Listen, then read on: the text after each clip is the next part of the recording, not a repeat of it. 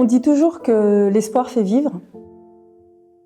Je m'appelle Nathalie, je suis maman de 2 filles de 8 et 10 ans. J'ai un mari aimant et j'ai la chance d'être entourée par une famille très, très proche et par de nombreuses communautés. Et j'ai été diagnostiquée d'un cancer du sein métastasé il y a 1 an et demi.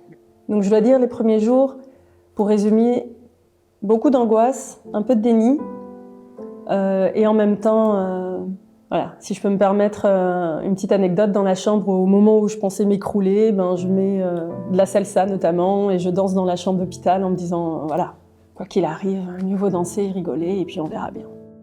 L'annonce une grande étape dans mon parcours cancer. On l'avait préparé avec la psychologue, il y a des bouquins, donc il y avait une histoire que je voulais leur lire.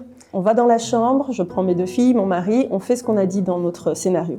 Et là, je leur ai lu l'histoire. Donc la grande, apparemment c'était déjà documenté, elle a compris. Dans l'histoire, il y a un arbre qui perd ses feuilles, donc elle dit « Ah, ça c'est tes cheveux », etc. Donc elle capture tout de suite.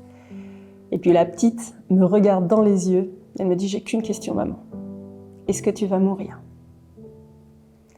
J'ai dit « On ne peut pas mentir. Je ne peux pas te promettre que je ne vais pas mourir, mais ce que je peux promettre, c'est qu'on va se battre, c'est qu'on va faire tout ce qui est dans notre pouvoir pour que ce jour arrive le plus tard possible. » En mars dernier, j'ai fait une récidive. On pensait que tout allait mieux, mais j'ai eu des métastases qui sont revenues dans le cerveau.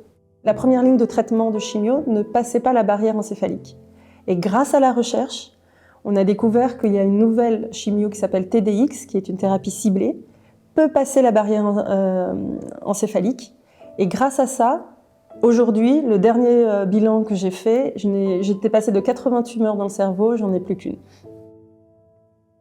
Il n'y a que l'espoir qui me permette d'oublier ça, d'oublier ma propre finitude. On est tous tous les êtres humains pensent mourir, vont mourir un jour ou l'autre. Mais quand on a le cancer, on est confronté à la finitude tous les jours. Et pour nous aider à traverser ça, il n'y a que l'espoir. Et cet espoir-là ne devient réel, ne devient quelque chose de tangible que grâce à la recherche. Si j'avais les chercheurs qui font progresser les études en face de moi, je leur dirais merci.